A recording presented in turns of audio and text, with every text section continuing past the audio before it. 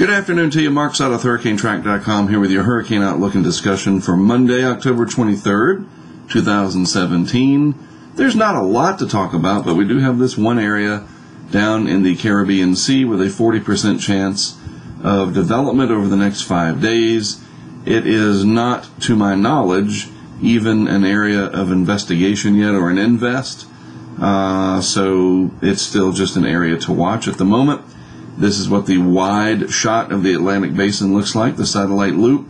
And here's that disturbance down here, tucked away in the Western Caribbean, straddling Honduras, Nicaragua, and the Gulf of Honduras to the east of Belize and the Yucatan Peninsula. Overall, conditions fairly favorable, warm water temperatures. We do have a little disturbance down there. Upper level winds are not all that hostile, but it's a very large system embedded in here with this gyre of low pressure again, just a very large area of counterclockwise flow at the surface, and as such, it's just going to take a while to develop, if it's going to develop at all. But the difference, even though this is coming together in the same Genesis region for the most part, that begat Nate, you like that word, begat? That created Nate, Hurricane Nate. It's a little later, obviously, in the month of October, and we're getting closer to the end of October rather than the beginning, and so the overall climatological pattern is not one that is particularly favorable. I mean, look, you've got this strong cold front coming in, much drier, cooler air behind it, even though the tropical air mass is still very much in place down here. Time is running out, and, all hurricane seasons come to an end eventually, and the sooner we get out of this one, the better for pretty much everybody, right? So we'll watch this. I'm not too concerned about it as of yet. The European model, I think night before last, Saturday night into Sunday night, depicted this becoming quite an intense hurricane. So there is the chance that if everything comes together in this region, it could develop and become more of a threat to land areas, but the consistency of that happening in the models is not there. So we are not seeing a consistent pattern of development in the models. And when I show you the GFS here, you'll certainly see what I'm talking about. Elsewhere, things are dry for now here in the hurricane-ravaged areas of the northeastern Caribbean Sea, Puerto Rico, the U.S. British Virgin Islands, all the way over to Barbuda. No major disturbances coming your way for now, so that's good. Even though the heat and humidity down there, especially if you have no electricity, which is the case in a lot of places still, it must be absolutely miserable. But at least we don't have any major storm systems coming your way. Once in a while, you can get something developing over here, and the upper level flow becomes westerly across the Atlantic.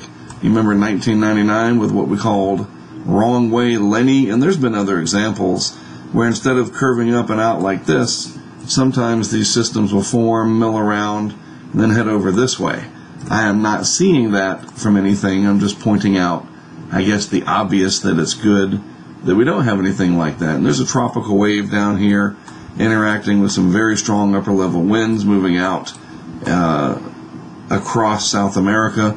But other than that, the tropics, pretty much dead for now, as you would expect, towards the end of October. Now this is the 12Z GFS, and it's the 5,000 foot level. You can see this trough building in over the United States here, and lots of energy coming through with that. There was some severe weather yesterday in Mississippi and Alabama. If you didn't catch that on social media, that was something else. But if we look down here in the Caribbean Sea, here is that large area of general counterclockwise rotation centered over the Western Caribbean Sea. You can see westerly winds here, easterly winds up here, and they're trying to converge in the areas east of Honduras, Nicaragua, Costa Rica, Panama. But that's the idea here. It's a very large area, so it's not concentrating that energy around a common low pressure center just yet. And if we put this into motion, this goes out over the next 5 days, you can see that that remains the case. Even though you do have this broad turning down here, all the energy just seems to be discombobulated. Lots of energy over here in the eastern Pacific. and a stronger area of vorticity tries to take shape here on the southeast Pacific side.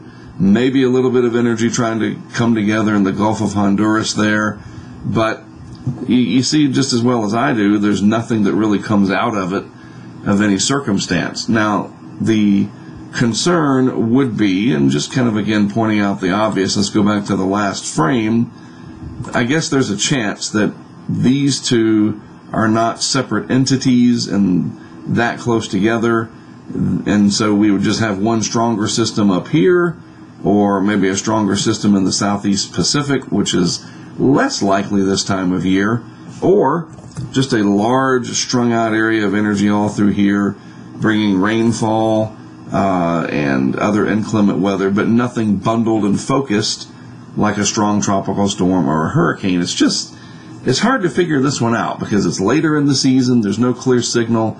Again, it's kind of back and forth with some of the more reliable models. So I guess we can put a check mark in the column of not too worried about it right now, but we'll certainly watch it. And I'll be talking about it every day throughout the week ahead.